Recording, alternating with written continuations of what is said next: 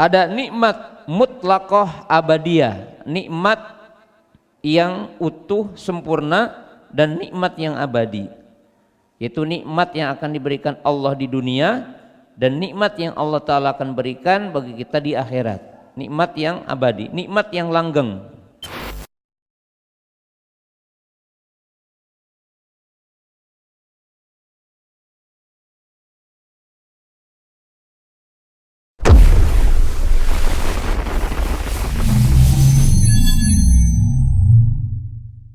Malam berbahagia ini kita dapat berkumpul kembali di masjid yang mulia ini.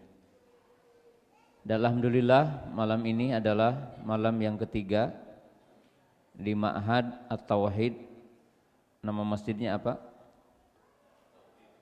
Masjid At-Tauhid di Kabupaten Tasikmalaya, di Kecamatan Karangnunggal. Alhamdulillah kita dapat bertemu kembali yang ketiga kali. Di bahasan pertama kita membahas judul tentang tauhid.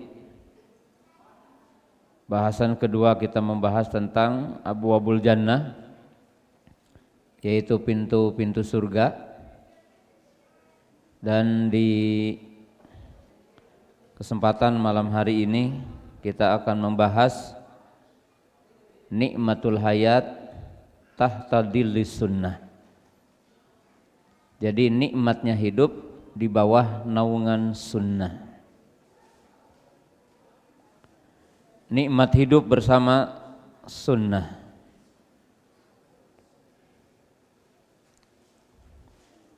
Sebelum kita membahas tentang nikmatnya hidup di atas sunnah, kita bahas dulu tentang hakikat sunnah. Apa yang dimaksud oleh kita di kesempatan malam hari ini tentang sunnah yang kita maksud dalam bahasan di malam ini. Sunnah yang kita bahas di malam ini tentunya bukan pembahasan ulama fikih yang arti dari sunnah itu mustahab,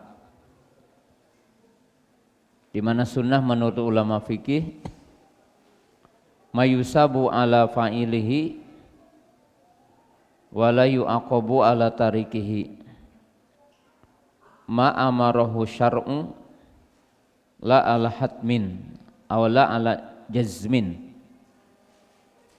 Sunnah menurut ulama fikih identik dengan mustahab, yaitu sesuatu yang apabila dilakukan dapat pahala, kalau tidak dilakukan tidak berdosa.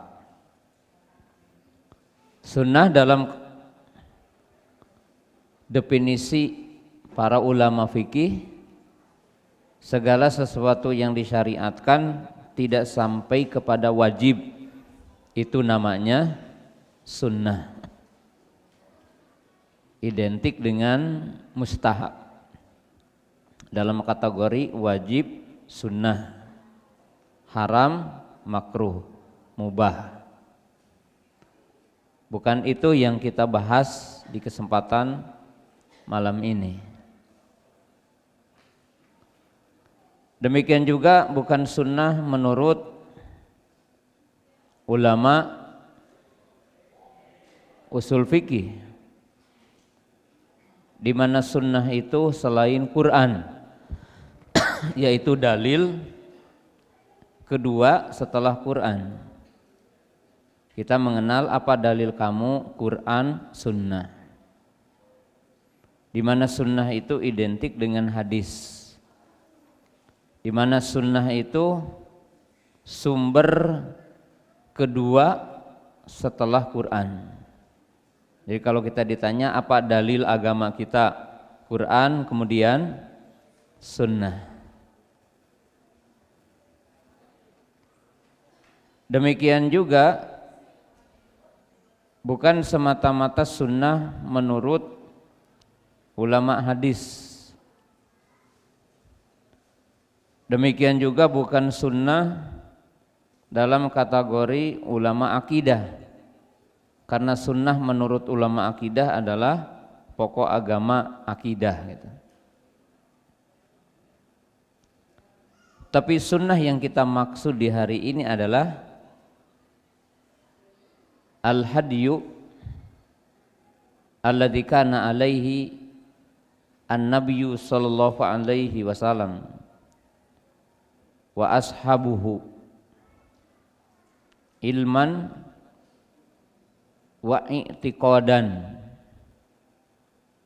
wa amalan wa qawlan wa akhlaqan.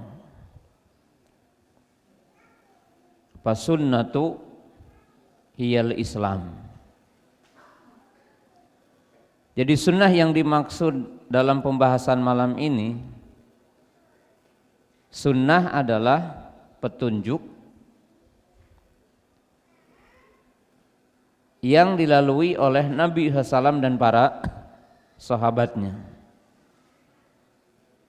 Artinya syariat, petunjuk yang dilalui oleh baginda Nabi SAW, baik isinya akidah atau bentuk amal, perbuatan, atau bentuk ucapan, atau akhlak, dan masuk di dalamnya juga siasa, politik. Karena yang dimaksud sunnah di sini petunjuk Nabi, yaitu jalan yang ditempuh oleh Nabi SAW. Maka yang dimaksud di sini as-sunnah hiyal Islam. Sunnah itu ya Islam. Artinya sunnah itu keseluruhan agama yang dibawa oleh Nabi. Walidzalika qala al-Imamul Barbahari rahimahullahu taala, i'lamu anal islama huwa sunnah wa sunnatu hiyal Islam la yaqumu ahaduhuma illa bil akhar. Kata Imam Al-Barbahari rahimahullahu taala di alinea pertama, beliau mengatakan i'lamu rahimakumullah, ketahuilah yang semoga Allah merahmati kamu. Ketahuilah bahwa Islam adalah sunnah dan sunnah adalah Islam. Tidak tegak salah satunya kecuali bersatu kedua-duanya. As-sunnah hiya as-siratu al-mustaqim. Sunnah itu tiada lain adalah jalan yang lurus. Sebagaimana para ulama tafsir ketika menafsirkan surah Al-Fatihah, ihdinas siratal mustaqim, qalu as-siratu al-mustaqim huwa sunnah. Jadi yang dimaksud siratul mustaqim, jalan yang lurus, adalah sunnah.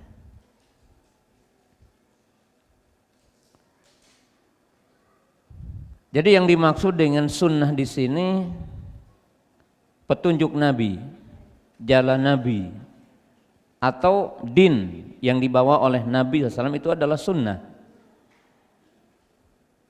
Sehingga sunnah Nabi itu mencakup isinya akidah. Jadi beriman kepada rukun iman yang 6, ya iman kepada sunnah gitu. Makanya para ulama memasukkan akidah dengan nama sunnah gitu. Seperti kitab yang sedang kita pelajari sama para ustadz, Syarhus Sunnah Imam Muzani, isinya akidah. Dan sunnah itu di dalamnya termasuk ilmu. Jadi termasuk di dalamnya ilmu. termasuk di dalamnya amal. Ya sunnah itu ya sholat, puasa, zakat, haji, amal soleh itu adalah sunnah. Dan sunnah juga termasuk di dalamnya akhlak, budi pekerti, termasuk adab makan, sunnah. Makan dengan tangan kanan, makan dengan bismillah. Cara ke toilet juga sunnah. Adab ke toilet, masuk dengan kaki kiri, baca isti'adzah, a'udzubika minal hubuthi wal khaba'its. Kemudian adabnya tidak menghadap kiblat, tidak membersihkan dengan tangan kanan, keluar baca gufronaka, itu sunnah. Karena sunnah itu mencakup semua agama. Jadi yang dinamakan mengikuti sunnah ya termasuk cara makan. Sunnah juga termasuk para ibu cara berdagang. Kalau ibu cara berdagangnya tidak riba, ya mengikuti sunnah. Kalau para bapak dagang dengan jujur, tidak ada goror, tidak ada khidah, tidak ada tipu daya. Contoh, jual dukuh, di atasnya bagus-bagus, di tengahnya bonyok. Kalau seperti itu namanya goror. Menjual pete penulna kene, menjual manggis pentil, itu tidak mengikuti sunnah. Karena dilarang menjual buah sebelum matang.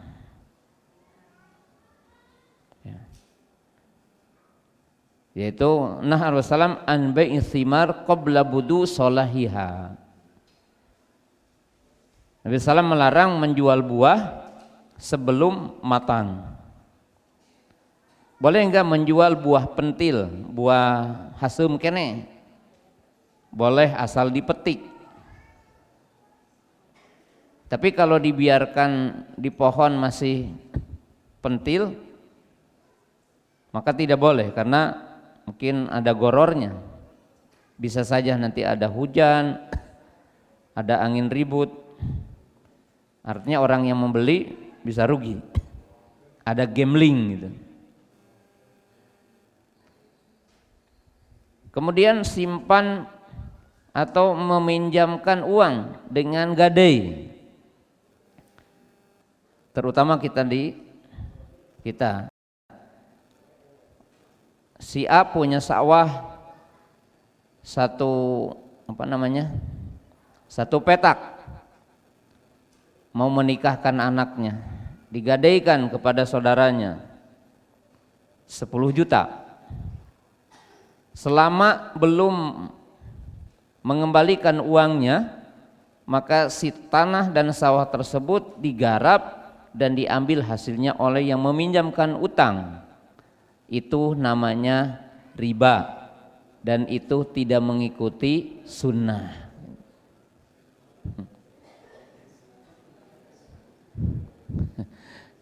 Jadi mengikuti sunnah itu sempurna. Sholatnya, zakatnya, puasanya, akidahnya, jual belinya, akhlaknya. Sunnah termasuk cara bertetangga. Man kana yu'minu billah wal yuhsin jarahu. Siapa yang beriman kepada Allah, baik sama tetangganya. Kalau tiba-tiba ada tetangga jalannya diputus, nah itu tidak sunnah, karena tidak baik sama tetangga. Man kana yu'minu billah falyukrim dhaifahu. Siapa yang beriman kepada Allah, hormati tamunya. Antum punya kue, punya opak, punya ranginang, datang tamu teu dikaluarkeun, ta eta teh teu mengikuti sunnah. Kenapa? Karena tidak menghormati tamu, Bu.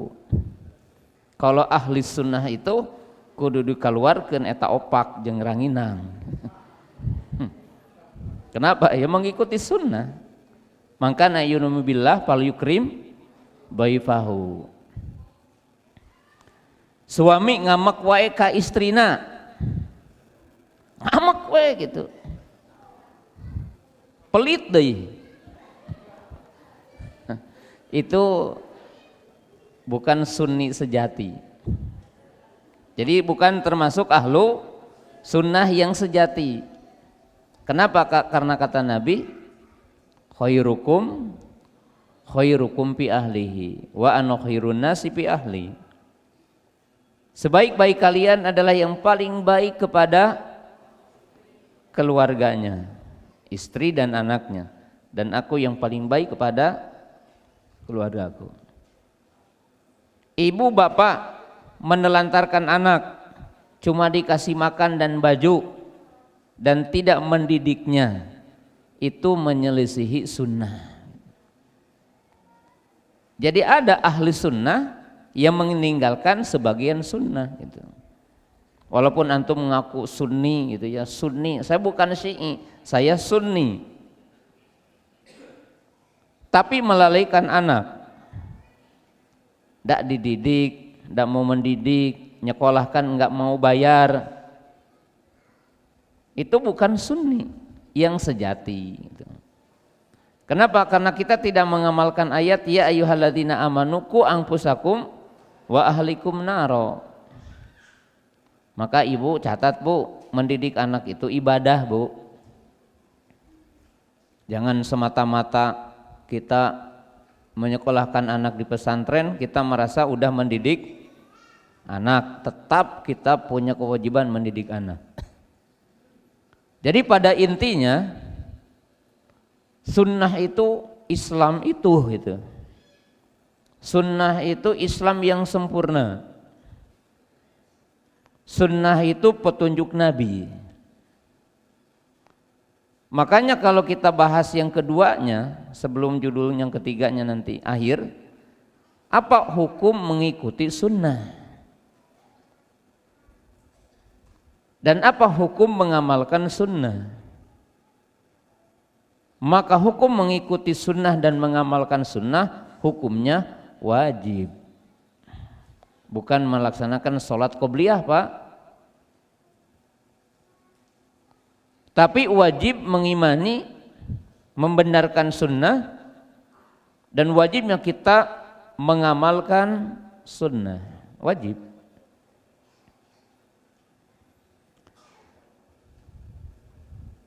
Kenapa wajib? Karena Allah mewajibkan. Dari mulai surah Ali Imran ayat 103, wa'tasimu bihablillahi jami'a wala tafarraqu. Karena sunnah itu termasuk hablullah. Sunnah itu termasuk hablullah, tali Allah. Berpegang teguhlah kepada tali Allah. Apa tali Allah itu? Alkitabu was sunnah.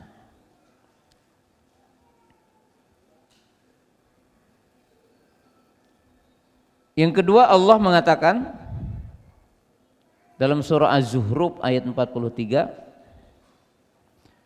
fastamsik billadzi uhiya ilaika innaka ala sirati mustaqim.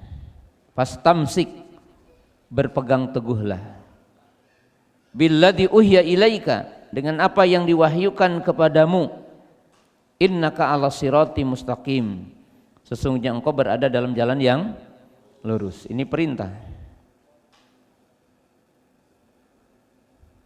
Kemudian Allah berfirman dalam surah ke-7, surah Al-A'raf ayat 3, ittabi'u ma unzila ilaikum mir rabbikum Allah berfirman, ikutilah apa yang diturunkan kepadamu dari Rabbmu. Apa yang diturunkan Allah kepada Nabi kita? Al-Quran dan Sunnah. Jadi mengikuti Sunnah hukumnya wajib. Mengamalkan Sunnah hukumnya wajib, tapi bukan mustahab di sini. Yang dimaksud mengamalkan syariat Rasul. Mengamalkan syariat Nabi Sallallahu Alaihi Wasallam hukumnya apa? Wajib. Waman ankara as-sunnata fahuwa kafirun riddatun an dinil Islam. Jadi yang kufur, yang ingkar kepada sunnah Nabi, hukumnya apa? Kafir, keluar dari Islam. Tapi bukan tidak melaksanakan sholat qobliyah maksudnya, karena mengingkari sunnah, mengingkari Islam. Demikian juga Allah Ta'ala berfirman dalam surah Al-Jasiyah ayat 18. Allah Ta'ala tsumma ja'alnaka ala syari'atin minal amri fattabi'ha wa la tatabi' ahwa alladzina la ya'lamun. Kata Allah, kami telah jadikanmu wahai Muhammad ala syariah minal amri fattabi'ha, maka ikutilah. Jadi mengamalkan sunnah dalam definisi tadi hukumnya apa? Wajib. Membenarkan dan mengimani semua apa yang datang dari Nabi SAW hukumnya apa? Wajib.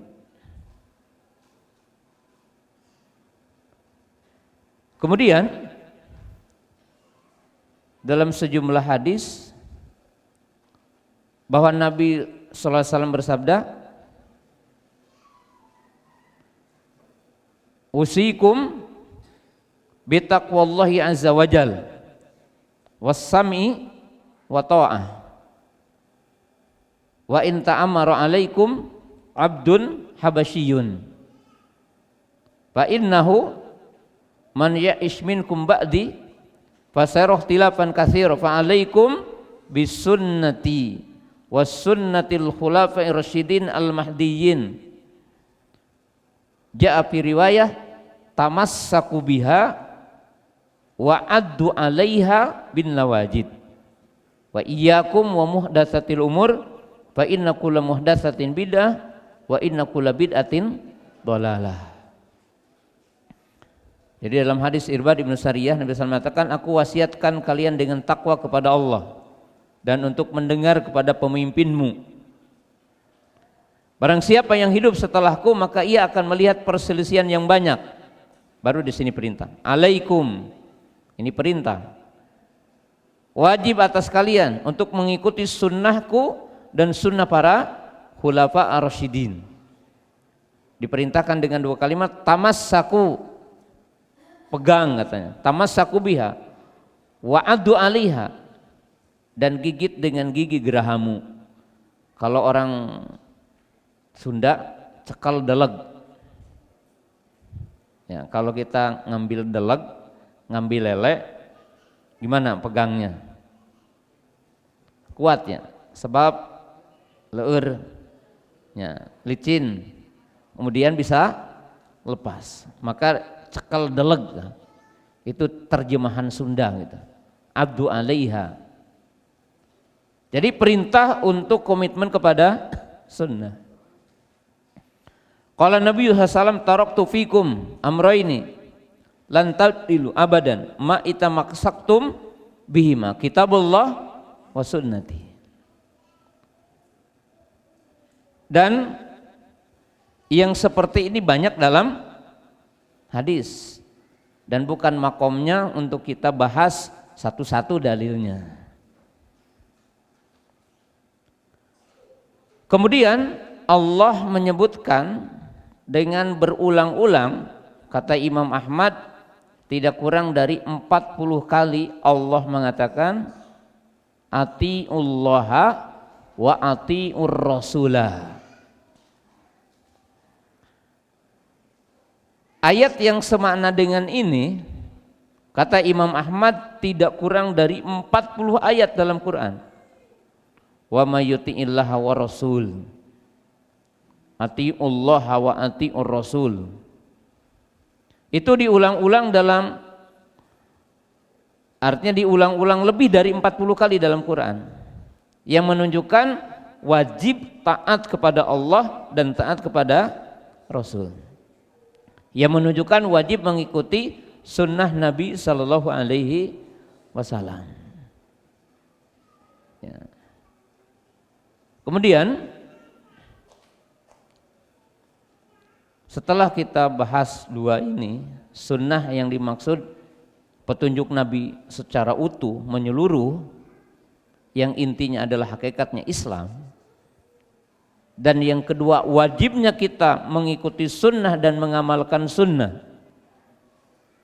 Nah, bahasan yang kita jadi judul, nikmatnya hidup di atas sunnah. Al-Imam Ibnul Qayyim mengatakan an-nikmatu ni'matan. Nikmatul mutlaqah abadiyah wa nikmatul muqayyadah faniyah. Kata Imam Ibnul Qayyim, nikmat itu dibagi dua. Nah, kita mau yang mana, Bu? Milihnya. Ada nikmat mutlaqah abadiyah, nikmat yang utuh, sempurna, dan nikmat yang abadi. Yaitu nikmat yang akan diberikan Allah di dunia dan nikmat yang Allah Ta'ala akan berikan bagi kita di akhirat. Nikmat yang abadi, nikmat yang langgeng. Yang kedua adalah nikmatul muqayyadah faniyah, nikmat yang terbatas dan fana, dan nikmat yang ada batasannya, nikmat ya yang ada expire-nya gitu. Apa yang dimaksud dengan dua nikmat itu? Fa amma nikmatun abadiyah, nikmatul mutlaqah fahiya nikmatul Islam, nikmatus sunnah. Adapun nikmat yang abadi, nikmat yang kekal, nikmat yang mutlak adalah nikmat Islam dan nikmat sunnah. Jadi nikmat Islam kemudian nikmat sunnah. Wa amma nikmatul muqayyadah faniyah fahiya nikmatud dunya, nikmatus sihah, nikmatul jamal, nikmatul hayati dunya. Adapun nikmat yang terbatas, semuanya ada expire-nya, ada batasannya, adalah nikmat dunia ini. Nikmat harta, nikmat kedudukan, nikmat kegantengan, nikmat kecantikan, nikmat kesehatan, semuanya ada batasannya, terbatas. Nikmatul quwah, nikmat kuat. Ya antum kuat, muda, umur 40 tahun berubah, 50 tahun berubah. Lama-lama jalan juga udah semedeng.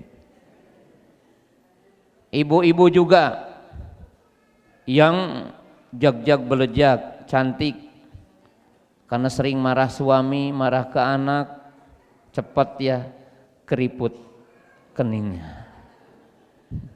Mulai keriput apa? Lehernya. Kenapa, Bu? Karena sering marah sama anak, sama suami. Maka Bu, tahan ya, jangan sering marah. Orang sering marah itu cepat tua.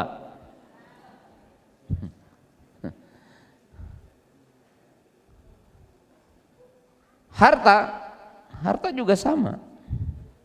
Kekuasaan, ya 5 tahun dibatasi, pingin bertambah 10 tahun. Ada yang coba-coba pingin 3 periode gitu, tapi tidak bisa. Hidup begitu, expire-nya. Ya. Itu nikmat mutlak muqayyadah, nikmat terbatas. Kalau dihitung-hitung Bu, nikmat itu lebih banyak ketimbang kekuatan fisik kita. Coba aja antara gigi kita dengan nikmat yang Allah berikan, lebih banyak mana? Lebih banyak nikmatnya, lama kelamaan kan ompong. Diberi jagong nurada teas hese, dikasih daging kelumah kelemoh kan. Apa? Rizkinya tidak berakhir, tapi kekuatan giginya kita berkurang. Orang kaya dikasih aja gula, nasi kurang, daging jarang, sayur aja. Orang banyak harta dikasih aja darahnya darah tinggi 200, mulai itu dikurangi ini. Enak kan kita oseng kangkung, urap dun sampe, kasih aja kolesterol, berhenti, dicabut nikmatnya dengan kolesterol. Kata dokter, Pak, jangan banyak yang hijau-hijau, dipandang aja katanya, suruh dilihat aja. Itu nikmat. Itu apa? Muqayyadah, terbatas. Laki-laki, mohon maaf Bu, pingin istrinya 4. Satu ketika apa? Satu ketika bangga dengan istri 4, dibawa istrinya 4. Tapi satu ketika akan ada kereta-keretaan bawa istri 4 semuanya didorong. Itu kan nikmat ya. Coba aja, antum jangan bilang nikmat bawa istri 4. Satu ketika istri 4-nya udah nggak bisa jalan. Oh itu apa? Kereta-keretaan itu. Itu nikmat dunia ya. Jadi semua nikmat dunia itu bergeser gitu ya.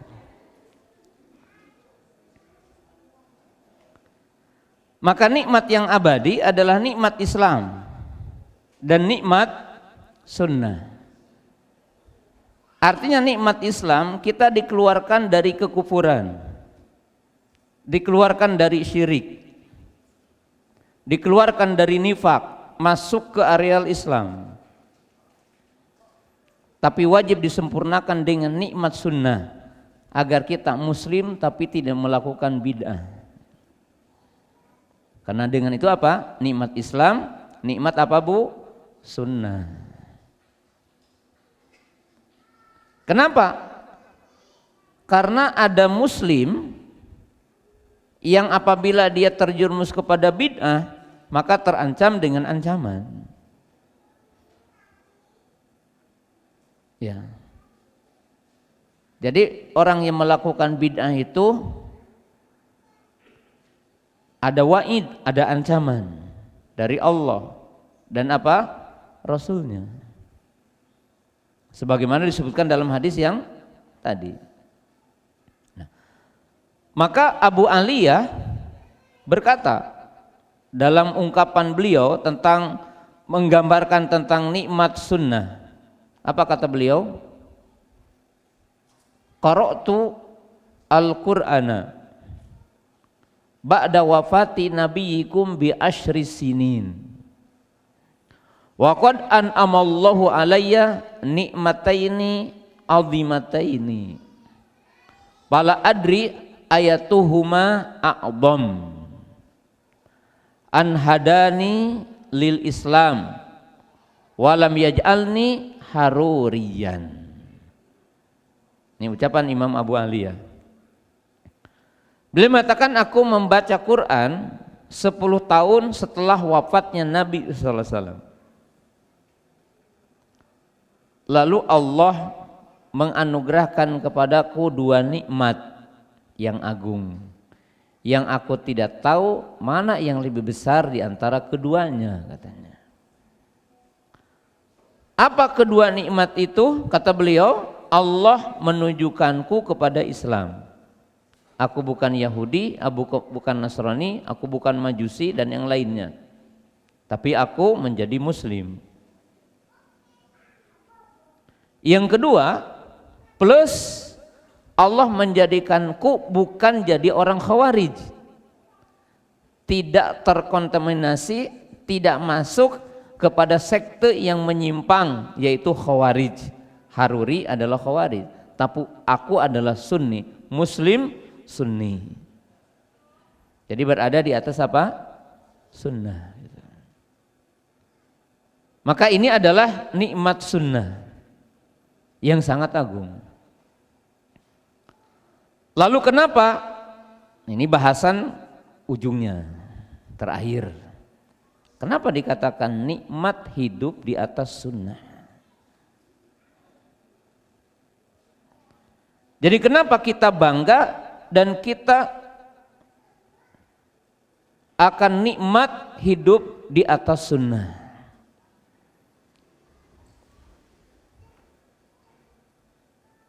Alasannya banyak, tapi kita akan ambil yang paling pokok-pokok. Kita awali apa yang ada dalam Quran.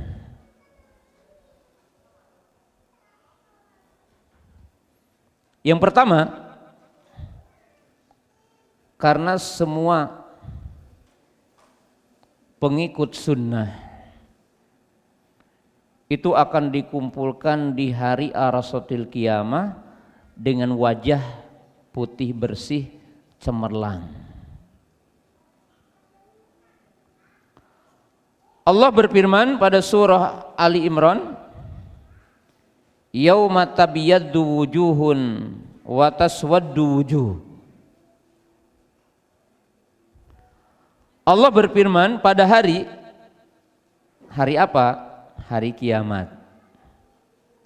Kata Allah, sejumlah mereka berwajah putih bersih dan sebagian mereka berwajah hitam kelam. Lalu Abdullah bin Abbas menafsirkan surah Ali Imran ayat 106 itu, 106 Bu. Yauma tabyaddu wujuhun wa taswaddu wujuh. Ada yang wajahnya berseri, ada wajahnya hitam. Abdullah bin Abbas berkata, yang wajahnya putih bersih berseri ahlus sunnah, dan yang wajahnya hitam kelam mereka adalah ahlu bid'ah.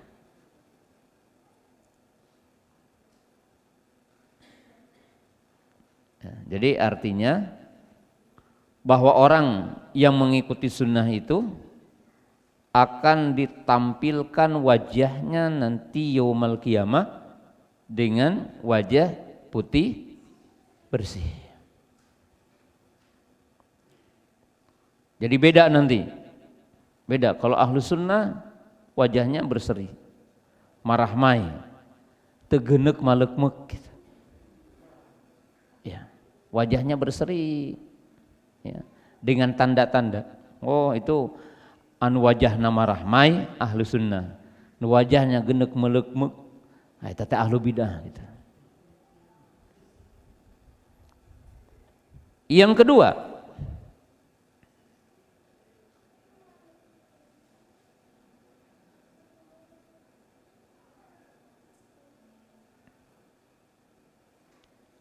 orang yang mengikuti sunnah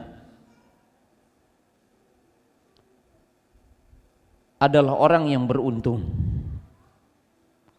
Jadi orang yang mendapatkan keberuntungan yang hakiki.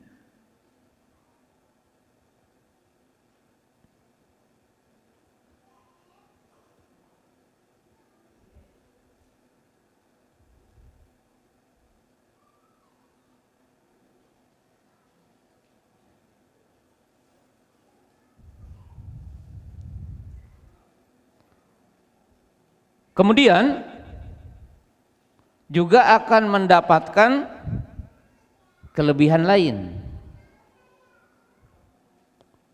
amalnya akan menjadi amal soleh, kemudian akan mendapatkan maghfirah Allah. Jadi ahlus sunnah itu diberikan 3 keberuntungan langsung. Semua amalnya baik dan ditunjukkan kepada amal-amal baik.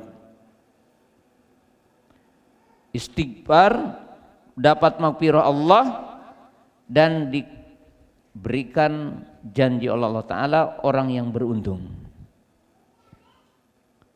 Apa kata Allah dalam surah Al-Ahzab, ayat yang suka dibaca di khutbah nikah? Ya ayyuhalladzina amanu taqullaha wa qulu qawlan sadida yuslih lakum a'malakum wa yaghfir lakum dunubakum. Apa ujungnya? Wa may yuti'illaha wa rasulahu faqad faza fawzan 'azima. Jadi Allah telah menjadikan orang yang mengikuti sunnah itu orang yang beruntung. Jadi orang yang beruntung itu bukan orang yang mendapatkan keuntungan 1 triliun, bukan. Tapi yang mentaati Allah dan Rasulnya, faqad faza fauzan azima. Itu keutamaan.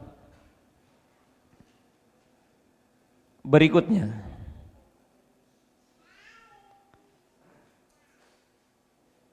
orang yang mentaati Rasul dan mengikuti sunnah Nabi SAW atau sunnah Rasul SAW itu akan mendapatkan cinta Allah. Demikian juga akan mendapatkan maghfirah Allah. Itu disebutkan dalam ayat itu. Apa kata Allah? Qul in kuntum tuhibbunallah fattabi'uni yuhibbukumullah wa yaghfir lakum dunubakum. Di mana Allah berfirman, "Qul," katakan wahai Muhammad, jika mereka mengklaim beriman jika mereka mengklaim mencintai Allah, "Qul in kuntum tuhibbunallah fattabi'uni," maka ikutilah apa? Aku. Apa kata Allah? Yuhibbukumullah. Maka Allah akan mencintai. Wa yaghfir lakum dunubakum, dan akan apa? Mengampuni dosa kalian.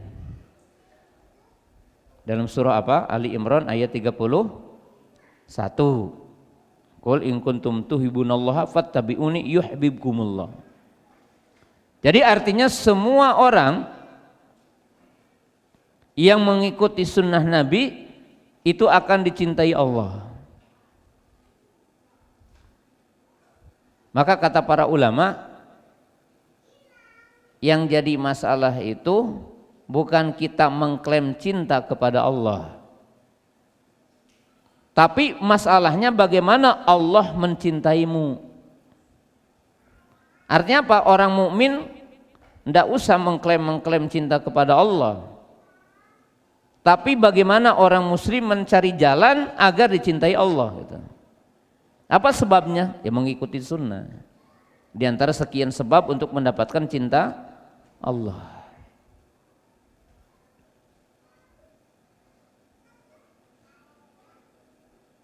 Berikutnya, keberapa itu?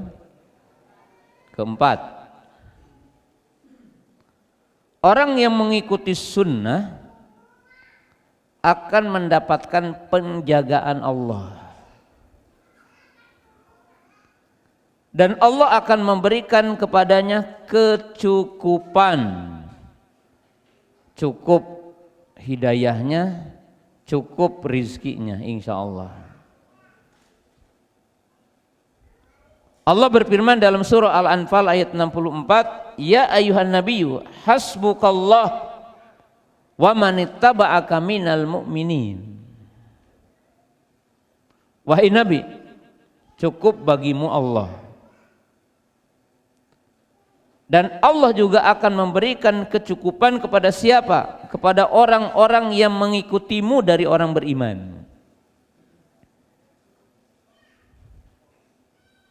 Jadi kata para ulama, umat Islam akan mendapatkan pertolongan Allah kalau umat Islam itu melaksanakan sunnah.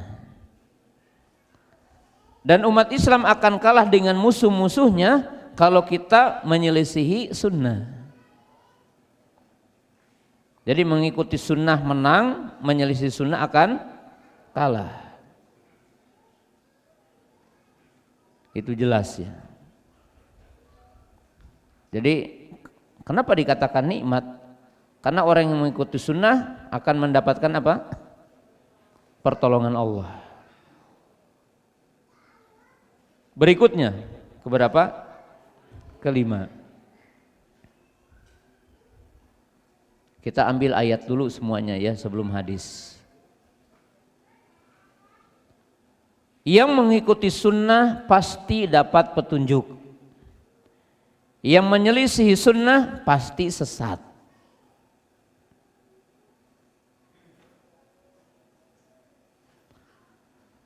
Kenapa? Karena Allah berfirman pada surah An-Nur ayat 54.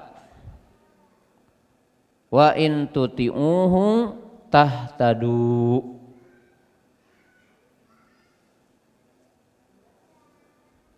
Jika kalian mentaatinya, maka kalian akan mendapat petunjuk. Jadi semua orang yang mengikuti sunnah Nabi dan berusaha mengikuti sunnah Nabi Sallallahu Alaihi Wasallam, maka dia dijamin mendapatkan apa? Petunjuk. Kalau berpaling dari sunnah Nabi pasti apa? Sesat. Maka disebutkan dalam ayat yang lain, falyahdharil ladzina yukhalifuna an amrihi an tusibahum fitnah au yusibahum adzabun alim.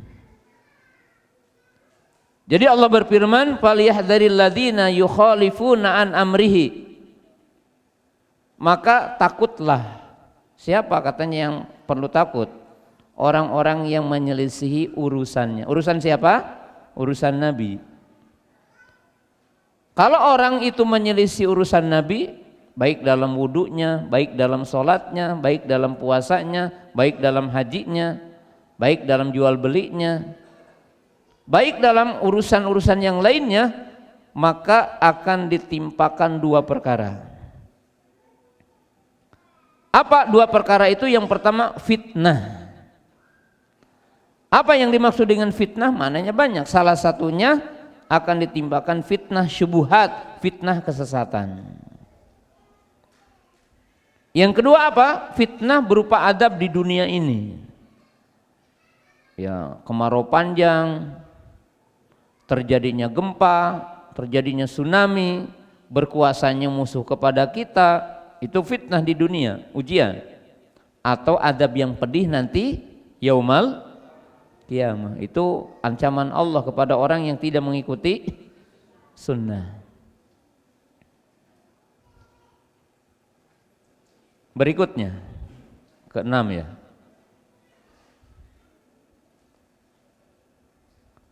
Sunnah adalah jalan yang lurus.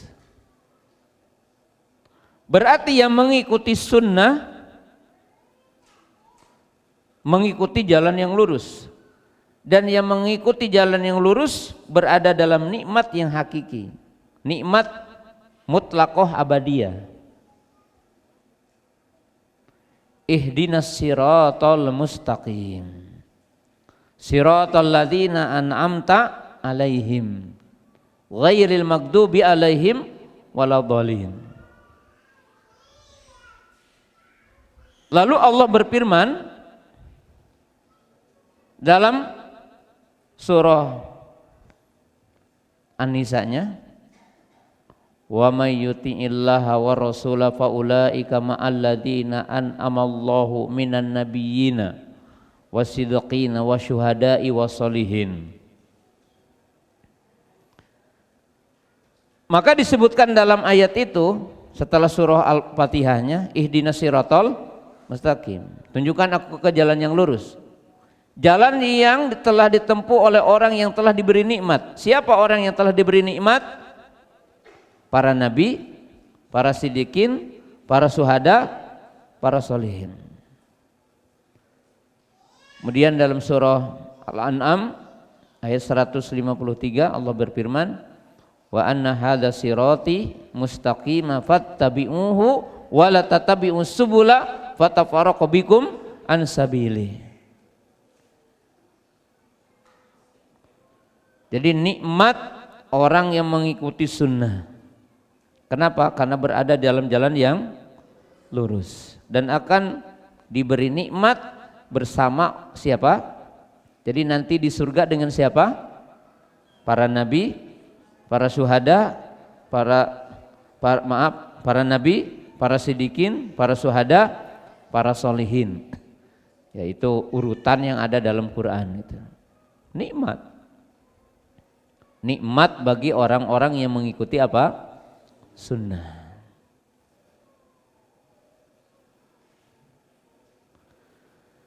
Kemudian berikutnya, apa keutamaan mengikuti sunnah?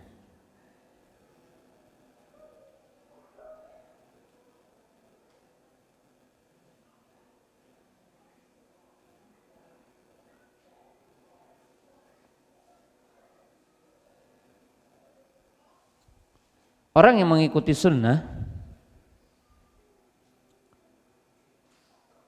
itu mendapatkan haudnya Nabi. Nah, kita kepada hadis-hadis ya, kita cukupkan Quran. Walaupun masih banyak, ambil aja sebagian.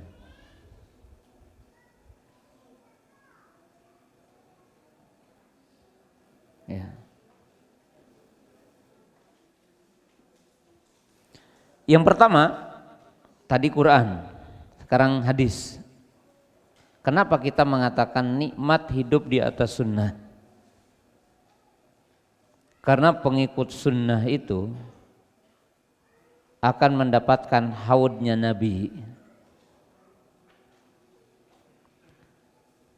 Haud Nabi disebutkan dalam hadis, tuluhu masiratu syahrin wa irduhu masiratu syahrin ma'uhu abyadu minal laban wa ahallu minal asal aniyatuhu ka'adadu nujuminas sama man syariba minhu lam yadma abada. Kabita haud itu adanya di Arasatil Qiyamah, di padang mahsyar. Kenapa perlu kepada haud telaga? Karena kita akan kehausan matahari mendekat 1 mil, dihisab, ditimbang, berjalan berat. Lalu Nabi SAW mengatakan, la yaridanna ummati ala haudi. Benar-benar umatku akan berbondong-bondong datang ke haudku. Haud Nabi SAW itu panjangnya sejauh perjalanan 1 bulan, lebarnya sejauh perjalanan 1 bulan. Airnya lebih putih dari susu, lebih manis dari madu. Gayung-gayungnya gemerlapan sing buricak, bagaikan bintang-bintang di langit. Artinya banyak, dan kita tidak akan seseleke.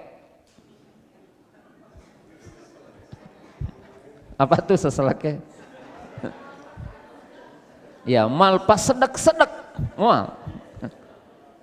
Jadi kita nikmat nanti. Yang dipersilahkan, Pak, siapa yang meminumnya tidak akan haus selamanya. Tapi Bu, la yaridana ummati. Umat Nabi semuanya berbondong-bondong. Tapi dalam hadis dikatakan suhkon, suhkon.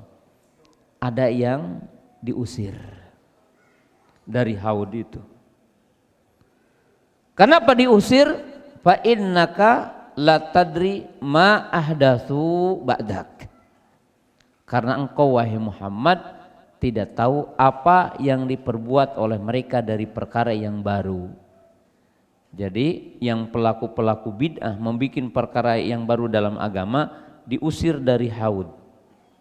Yang diperbolehkan hanya ahlus sunnah gitu.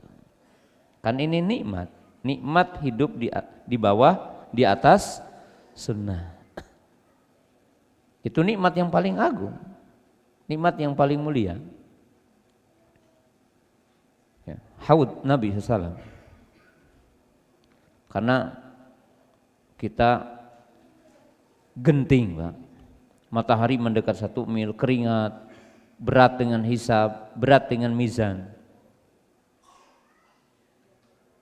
Itu yang pertama dalam hadis. Yang kedua, diselamatkan dari ancaman neraka. Jadi diselamatkan dari ancaman neraka. Qala Nabi sallallahu alaihi wasallam satabtariku ummati ila salasin wa sab'ina firqatan kulluha finnari ila wahidah. Qalu wa ma hiya al wahidah ya Rasulullah makana ali al yauma wa ashabi. Nabi SAW mengatakan umatku akan berpecah belah menjadi 73 golongan. Semuanya terancam dengan api neraka. Kecuali satu. Siapa yang satu itu? Siapa yang seperti aku hari ini dan seperti para sahabatku. Jadi yang komitmen kepada sunnah, yang mengikuti sunnah Nabi SAW, maka itu diselamatkan dari ancaman neraka. Maka ini dinamakanlah firqatun najiyah, kelompok yang selamat. Nikmat tuh. Ya. Ketiga.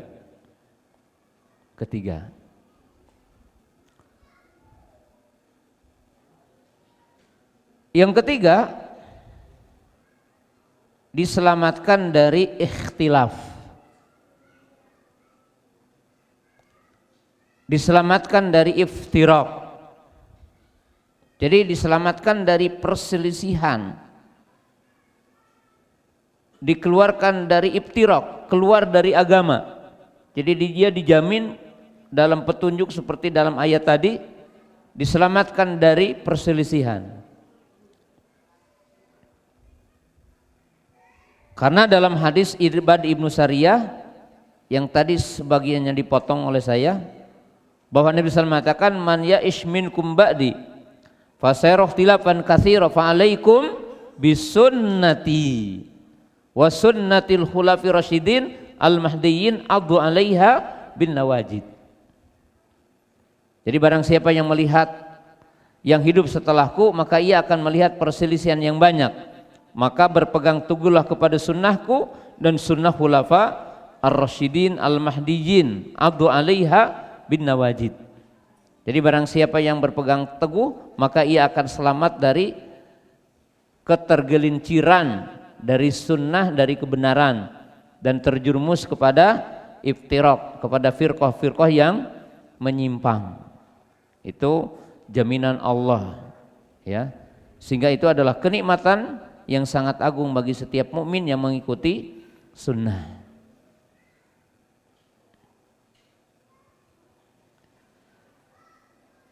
Berikutnya, keberapa? Keempat. Ya.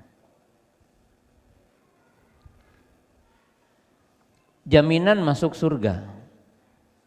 Jadi berikutnya adalah jaminan masuk surga. Sebagaimana disebutkan dalam hadis Abu Hurairah radhiyallahu taala anhu, qala Nabi sallam, kullu ummati yadkhulunal jannata illa man aba. Qalu wa man ya'ba ya Rasulullah, qala man ata'ani dakhala jannah wa man asani faqad aba. Baginda Nabi sallallahu mengatakan semua umatku akan masuk surga kecuali yang enggak mau, katanya. Lalu sahabat bertanya, siapa yang enggak mau? Maka Nabi sallallahu mengatakan siapa yang mengikutiku maka dia akan masuk surga dan siapa yang menyelisihiku itulah orang yang enggan masuk surga. Jadi orang-orang yang mengikuti sunnah Nabi itu dijamin untuk masuk apa? Surga. Itu kenikmatan. Tidak ada kenikmatan yang paling agung dari kenikmatan masuk apa? Surga. Berikutnya, keenam ya. Kelima.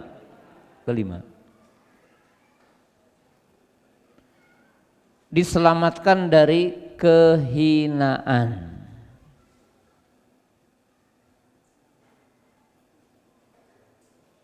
Jadi diselamatkan dari kehinaan. An-najatu minadz-dzulli.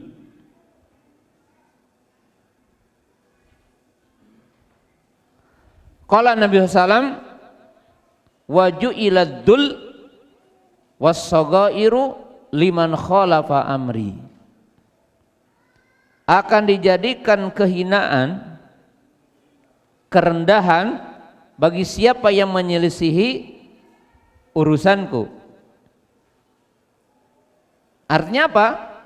Yang tidak menyelisih urusan Nabi, yang tidak menyelisih sunnah Nabi, itu dijamin dari kehinaan. Mafhum mukhalafahnya, kebalikannya. Jadi dijamin oleh Nabi SAW, dijamin oleh Allah Ta'ala. Yang mengikuti sunnah Nabi SAW dikeluarkan dari kehinaan. Berikutnya,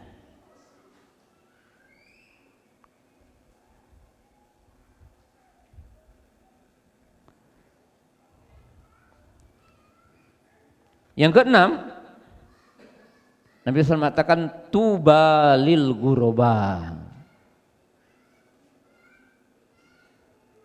Nabi SAW mengatakan berbahagialah bagi orang yang dikatakan ghuraba. Manil ghuraba hum ahlus sunnah. Badal islamu ghoriba wa sayaudu ghoriba. Fatuba lil ghuraba. Islam datang dengan asing dan akan berakhir dengan asing. Siapa ghuraba itu? Ghuraba itu disebutkan dalam sejumlah hadis yang intinya al-mutamassikuna bidinil Islam fi halil fitnah. Al-mutamassikuna bi sunnati fi halil fitnah. Siapa kaum ghuraba itu? Orang-orang yang komitmen dengan Islam, orang-orang yang komitmen dengan sunnah di saat terjadinya fitnah. Yang kaum ghuraba ini salah satu nikmat Allah yang yang dianugerahkan kepada mereka, dilipat gandakan amalan di masa fitnah itu 50 kali lipat. Ya. Itu ganjaran bagi kaum ghuraba yang hidup di akhir zaman seperti kita ini, kemudian komitmen dengan sunnah, maka akan dilipat gandakan amalnya apa? Dengan 50 kali lipat. Nikmat, fatuba lil ghuraba. Berbahagialah bagi kaum yang diasingkan. Nikmat Allah, tidak ada kenikmatan yang melebihi dari kenikmatan itu, tentunya dalam kenikmatan hidup seorang mukmin.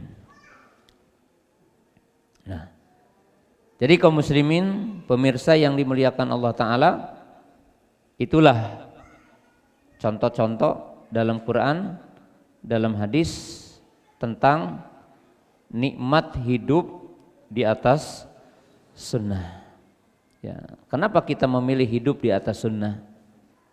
Karena nikmat hidup di atas sunnah, selamat dari penyimpangan, dapat hidayah, mendapat surga, akan dikumpulkan dengan para nabi, dikumpulkan dengan orang-orang siddiqun, syuhada, solihun nanti yaumal qiyamah.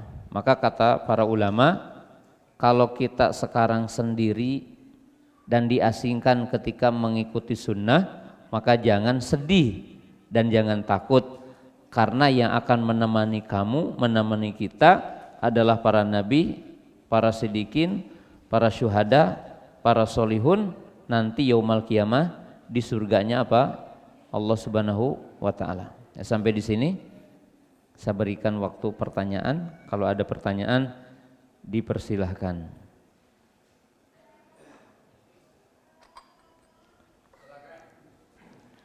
Ya, mangga. Waalaikumsalam warahmatullahi.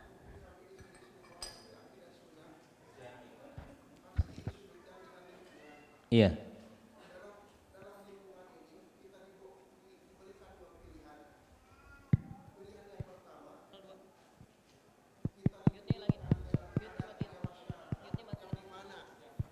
Dengan itu kita mendapatkan pujian dari masyarakat, tapi mendapatkan murkanya Allah. Iya. Dan dengan pilihan yang kedua, kita yang berakidah sunnah, kita dicela oleh masyarakat, tapi kita diridhoi oleh Allah. Maka dari itu Ustaz, saya mohon dengan sangat, mungkin kami butuh nasihat atau motivasi supaya kita berakidah di atas yang mulia ini sampai akhir nafas kita. Sekian dari saya. Wassalamualaikum warahmatullahi wabarakatuh. Iya. Bahasa kita gini ya.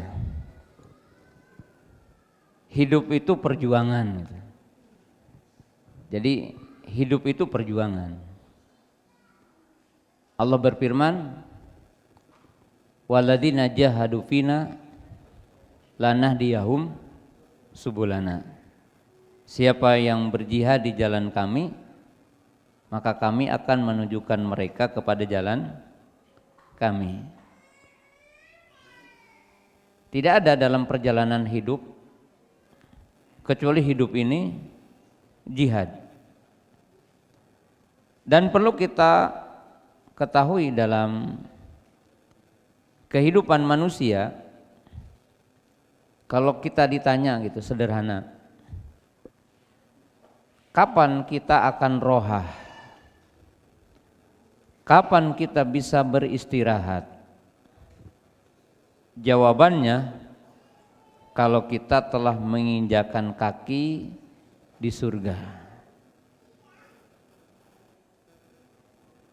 Karena Allah bilang, alladzi khalaqal mauta wal hayata liyabluwakum ayyukum ahsanu amala. Jadi hidup ini fitnah, hidup itu ujian. Tapi jangan salah, bahwa yang merasakan berat itu bukan orang yang komitmen kepada kebenaran saja gitu. Sesungguhnya orang-orang yang melakukan maksiat, orang kafir, ahlu bid'ah, sesungguhnya juga merasakan letih sama gitu. Maka coba kita renungkan surah Ali Imran ayat 140 ya. Ayat 139-nya. Allah berfirman, wala tahinu wala tahzanu wa antumul a'launa in kuntum mu'minin. Iyam saskum qarhun faqad masal qaumu qarhum misluh wa tilkal ayyamu nudawiluha bainan nas. Sahabat komitmen kepada Islam, dikucilkan, sebagiannya dibunuh, sebagiannya dianiaya. Hijrah ke Madinah, dapat keleluasaan. Perang Badar menang, perang Uhud kalah. Sedih sahabat. Seperti kita sedih gitu ya, sedih. Kenapa dicaci? Sedih, manusiawi. Tapi Allah ngasih tahu, wala tahinu wala tahzanu wa antumul a'launa in kuntum mu'minin. Jangan kamu bersedih, jangan kamu merasa lemah katanya. Tapi Allah ngasih tahu, iyamsaskum korhun faqad masal qaumu korhum mislu. Kalau kamu dibaca diterjemahkan untuk dipahami, kalau kamu sedih, kalau kamu merasa berat, kalau kamu merasa letih, maka sesungguhnya musuh kamu juga sama. Ada enggak orang kafir tidak letih? Letih. Ya, saya ke Papua sama. Ke Papua dengan misi yang berbeda. Saya misinya mengislamkan, yang lain dengan misi yang lain, kan sama. Pergi ke Papua, misinya berbeda. Apa orang lain tidak letih meninggalkan keluarganya? Mas, saya juga meninggalkan istri. Saya takut enggak? Takut. Ya, dengan yang bersenjata ya takut. Jangankan saya, tentara yang bawa senjata juga takut di Papua. Kalau saya tidak takut seperti tentara, saya tenang aja gitu. Datang. Letih enggak? Sama letihnya. Cuma tempat kembalinya yang harus kita tahu. Kalau yang letih itu orang kafir ahlu maksiat, tempat kembalinya neraka. Dan letihnya mereka di dunia akan ditambah letih nanti yaumul qiyamah. Tapi kalau para ibu letih dengan sholat sholat malam, letih dengan sholat subuh, letih dengan sholat isya, letih berbakti kepada suami, letih melaksanakan sunnah, maka setelah keletihan istirahat, Pak.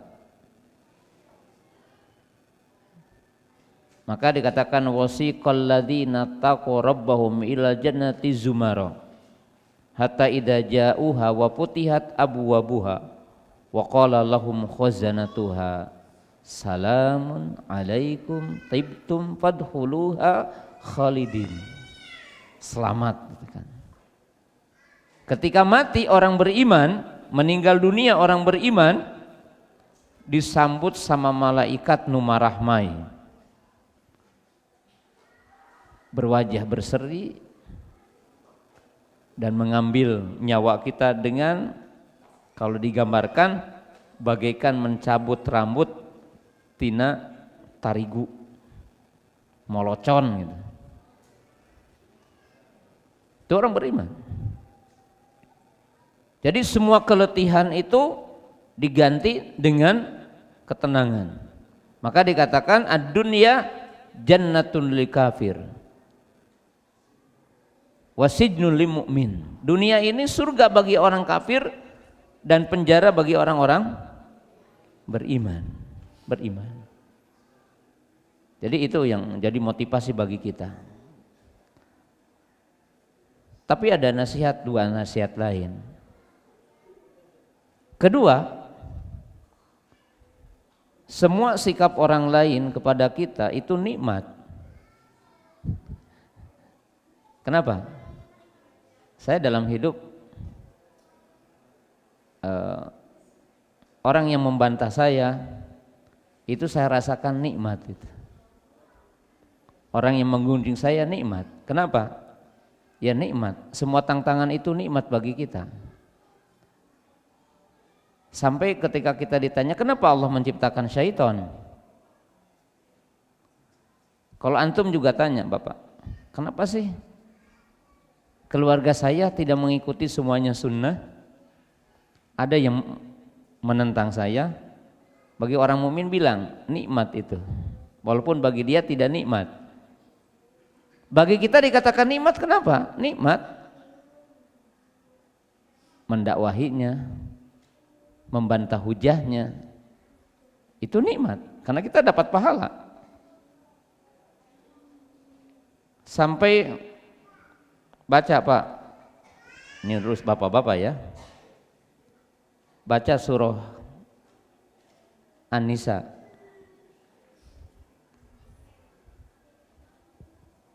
ayat 19, Pak. Ini supaya bapak-bapak tidak bete ya menghadapi istri ya. dan tidak baper menghadapi istri. Apa kata Allah? Wa ashiruhunna bil ma'ruf fa in karihtumuhunna fa asa an takrahu syai'an wa yaj'alallahu fihi khairan katsira. Ayat ini mengatakan pergaulilah istri dengan yang baik. Seandainya kamu melihat sesuatu yang kamu tidak senangi dari istrimu. Apa yang kita tidak senangi banyak dari istri. Memasaknya kurang enak, penampilannya kurang enak, plus peranginya kurang enak. Mungkin sholat tata langke, pakai jilbab asal-asalan, ngageremetnya Pak, bener tuh. Tapi bagi seorang suami, katakan, dari kekurangan istri saya itu pintu kebaikan buat saya. Gitu. Kenapa? Nasihati dengan cara yang baik, Bapak dapat pahala. Lamun rada hese, iman we ka Allah. Allah teh mere hiji kahadian supaya nambah ibadahna. Lamun nasihatnya sakali, pahalanya ngan sakali. Lamun nasihatnya 2 kali, pahalanya di 2 kali gitu. Maka cek ujung ayat itu wa Allah fi khairan katsira. Jadi adanya penentang Pak, khair katsir, dari satu sisi ada khair bagi kita gitu. Khair bagi kita. Nah itu hidup. Yang ketiga bahwa orang mukmin dituntut untuk mencari sebab bagaimana dakwahnya diterima. Orang mukmin mencari sebab. Kan kalau kita juga jadi guru harus inovatif, kreatif, banyak improvisasi, bagaimana mengajar anak supaya jadi pinter. Demikian juga ketika kita interaksi dengan masyarakat yang berbeda, ada budaya yang bertentangan dengan Islam, maka kita ditantang untuk mencari jalan bagaimana berdakwah dengan cara yang hikmah dengan masyarakat agar kita bisa. Dan salah satunya bagi kita, hukumilah orang lain sebagaimana kita punya perjalanan. Nah itu salah satu yang kadang kita lupa ya. Ketika kita mengajak orang lain ke jalan yang benar, kadang-kadang kita pingin instan. Padahal kita juga mengikuti kebenaran ini punya proses gitu. Terkadang kita lupa ya dengan sikap itu. Sabar, dan semua kesabaran itu pahalanya besar insya Allah. Cukup ya satu pertanyaan karena walaupun satu ini pertanyaannya besar ya. Mudah-mudahan Allah Subhanahu wa taala memberikan taufik dan hidayah agar kita berada di atas sunnah Nabi SAW, dan mudah-mudahan kajian kita ini rutin dan kita sama-sama diberikan kesehatan oleh Allah Subhanahu wa taala. Terima kasih kepada para ustadz, para kiai dan para ibu, para bapak yang telah hadir di kesempatan malam ini. Kita akhiri subhanakallahumma bihamdika asyhadu an la ilaha illa anta astaghfiruka wa atubu ilaik. Assalamualaikum warahmatullahi wabarakatuh.